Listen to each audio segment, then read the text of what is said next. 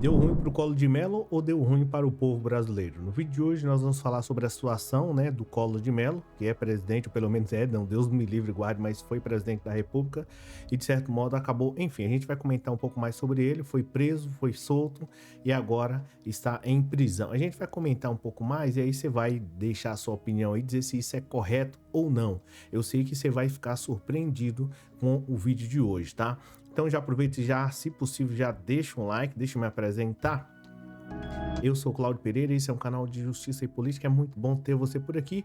No vídeo de hoje nós vamos falar sobre a situação do Collor de Mello, que está aí com alguns problemas, né, com a justiça brasileira em especial, e agora, de certo modo, o povo brasileiro vai ter um impacto com essa notícia. Então, é literalmente assim, extremamente complicado. A gente vai falar mais sobre essa situação do Collor de Mello, que foi presidente da República, vocês sabem aqui, tá vendo aqui nessa imagem da Folha de São Paulo. Antes de, é claro, né, antes da gente falar sobre essa situação aí do Collor de Mello que foi preso, né, que tá aí mostrando, de certo modo, uma impressão de coitadinho, né, que na verdade o coitadinho ele não tem nada, é importante a gente falar como ele chegou até aqui, até a prisão, ou seja, o caminho antes da prisão e de certo modo de lá para cá atacando o povo brasileiro. Aí você fala assim, tá, mas o que eu tenho a ver com isso? Tem tudo a ver e você vai saber. Bem, já me apresentei, eu sou o Cláudio Pereira, esse é um canal de justiça e política, é muito bom ter você por aqui. No vídeo de hoje nós vamos falar sobre a situação do Collor de Mello, tá? Bem, esse cara aqui que você tá vendo, esse aí sou eu, mas esse aqui que você tá vendo aqui ao meu lado é o Collor de Mello. Antes dele chegar aqui, né, na sala de audiência e receber uma dura ordem do juiz, ele foi presidente da República e, de certo modo, trouxe, né, muitas taxas e complicações. Além disso, de certo modo, quebrou o Brasil de uma maneira, assim, literalmente absurda. Da noite para o dia, as pessoas que tinham dinheiro na poupança simplesmente se esvaiu. O cara simplesmente confiscou tudo e praticamente colocou muitas pessoas numa situação extremamente vulnerável. Mais vulnerável do que a situação que já estava. Ele literalmente recebeu o apoio de muitos aí, mas de certo modo, da classe menos favorecida, ele literalmente deu um prejuízo. E aí, as pessoas acreditando que ele seria preso, né? Ele não foi preso naquela época, pelo contrário, recebeu um aval aí para poder continuar aprontando. E saiu, né, da presidência da República e saiu aí, você fala assim, poxa, Cláudio, eu acho que ele saiu, né, agora que ele tá aí com uns problemas atuais em 2025, eu acho que naquela época ele saiu sem direito a nada. Não, pelo contrário, ele recebeu direito a 8 assessores naquela época. Só em 2019, o que foi compatibilizado é que esses assessores dele recebiam mais de 94 mil reais. Essa matéria saiu na Folha de São Paulo e literalmente o povo pagando para um cara, pagando um salário absurdo, né, só para assessor, 94 mil reais, né, todo mês, só para assessores dele, porque ele foi ex-presidente e, de certo modo, o que é que ele deu para o Brasil? Ele simplesmente quebrou o país, né? Quebrou do jeito que ele tentou quebrar mais, só que não deu. E aí, hoje, o Brasil paga para ele por mês aí, assessores, 94 mil reais. Na realidade, não é 94 mil reais, não. A matéria que saiu aqui na Folha de São Paulo é que paga muito mais que isso, tá? Paga cerca de 115 mil reais para ele só de assessor. E aí você fala assim, ah, tá, mas não, Cláudio, foi só isso. Na realidade, não foi só isso. Além disso, tem os seguranças que esse cara tem, né, pelo fato de ele ter dado prejuízo ao Brasil, e esses seguranças recebem aí praticamente mais de 40 mil reais por... Na realidade não é 40 não, para ser exato aqui, ó, mais de 61 mil reais mensais, esses praticamente militares da reserva que acompanham o Collor de salários adicionais, recebem aí, ou seja, é literalmente um dinheiro, né, absurdo. Em 2025, aí você fala assim, tá, mas ele foi preso, Cláudio? Bem, não é bem assim, tá? Sobre essa situação do Collor de Mello, tem uns assessores que recebem mais de 115 mil reais todo mês, paga-se esse valor para ele, então por aí você já tem mais ou menos aí uma noção do quão absurdo é, e você vê muitas pessoas aí passando fome, dificuldade, né, pegando comida no lixo, essa que é a realidade, comida não, restos de comida, enquanto Collor de Mello recebe esse salário aí absurdo, um cara que literalmente quebrou e deu prejuízo literalmente para muita gente, né? Levou muita gente à extrema pobreza, a transtornos, dificuldades, enfim. Fora outras situações que eu não vou nem mencionar aqui para você não ficar extremamente revoltado com essa situação, além da reviravolta que vai ter nesse caso aqui do Collor. Então, você sabe que ele literalmente deu esse prejuízo absurdo, funesto. Além disso, ainda recebe ainda gente para poder cuidar dele. Esse aqui foi o resultado. Tá, mas e aí? Você fala assim, pô, Cláudio, mas e daí? O que eu tenho a ver com isso? O que tem aqui, o que você tem a ver com isso é a questão da consciência política e a questão da consciência de classe. As pessoas viram que ele levou à destruição, fome, desgraça, desculpa a expressão, tudo isso ele trouxe para o povo brasileiro e botou na mesa, sabe? Na mesa do café, né? As pessoas sentando ali, vendo aquele horror que o Fernando Collor de Mello colocou na mesa do almoço e na mesa também do jantar. Todo esse transtorno ele teve. Aí você fala, tá, ele levou para o povo. Aí você fala assim, pô, Cláudio, mas e eu? O que eu tenho a ver com isso? Bem, o que você tem a ver com isso é porque, mesmo ele gerando tudo isso para a população brasileira, gerando transtorno, confusão, desentendimento, miséria, fome de modo geral, que não foi culpa só do FHC, a cada 5 minutos uma pessoa morrendo de fome, não, já veio de lado desse responsável aqui. Aí, a população brasileira, se já não bastasse tudo isso, a população brasileira, ou pelo menos uma parte dela, fala assim, não, mas sabe o que é? Não foi o suficiente o que ele gerou de dor e dificuldade para a população. Não, não foi. Aquilo não foi suficiente. Nós precisamos de mais. Aí o que eles fazem? Simplesmente colocam ele como deputado.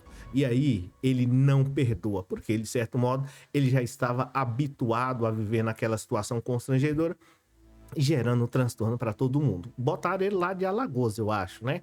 Colocaram ele lá como, né, deputado. E aí, meu, não deu uma outra.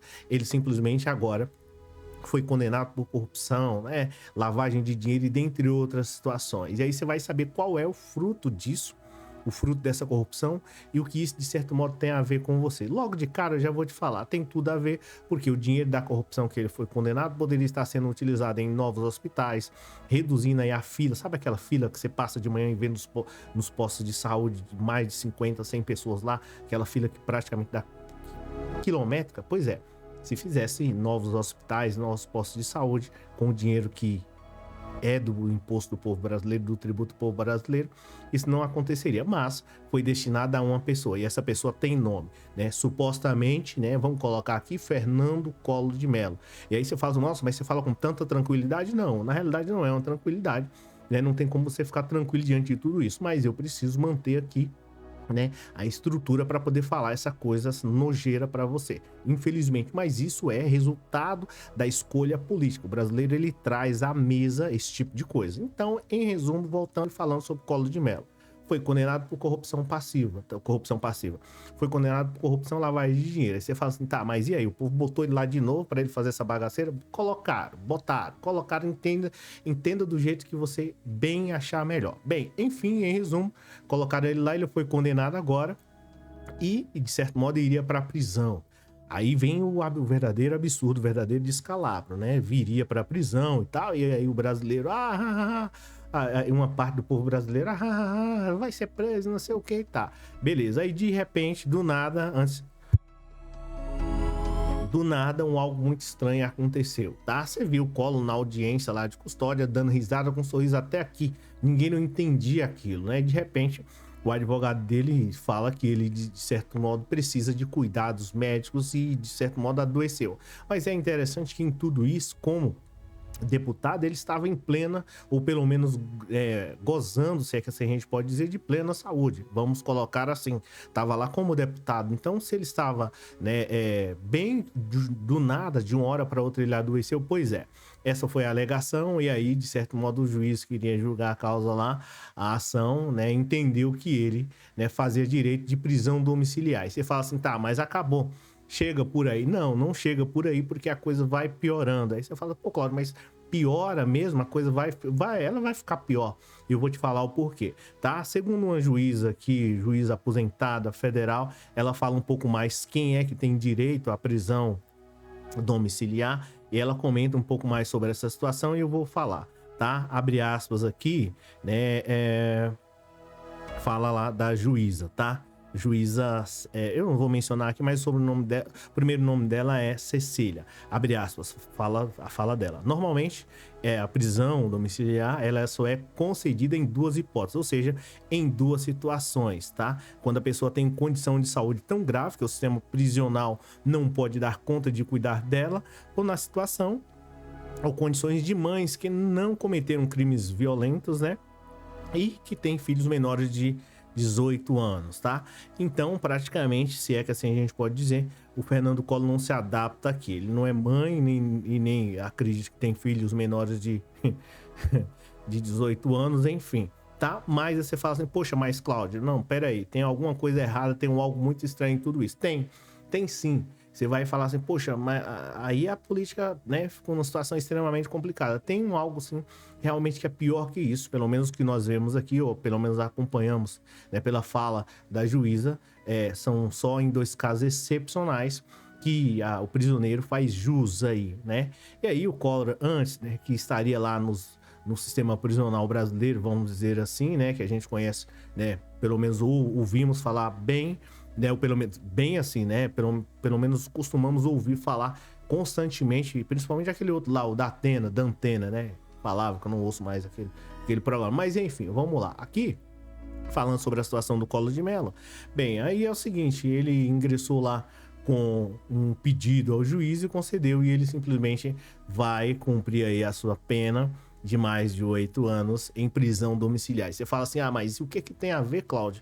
E é tão pior assim essa situação? Bem, se você parar para analisar aqui, vamos colocar aqui que supostamente esse dinheiro que ele comprou, esse apartamento é um dinheiro suspeito, eu vou te mostrar aonde é que o Collor de Mello está, tá? Enquanto isso, você já aproveita e já deixa um like. O Collor recebeu o direito aí de prisão domiciliar.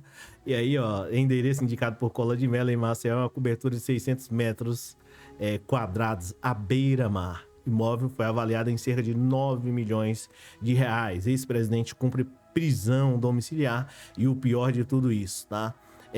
Esse é o local aqui, né, supostamente aí que o Collor vai ficar, enfim, não vou nem comentar muito, mas ele, de certo modo, ele tem aí, né, o direito, né, consequentemente, de receber outras pessoas para visitá-lo, tá? E pelo menos é o que a matéria... Então, aí a matéria vai, ela literalmente, ela esculhamba, faz um monte de outras situações, fala do dinheiro público que é gasto.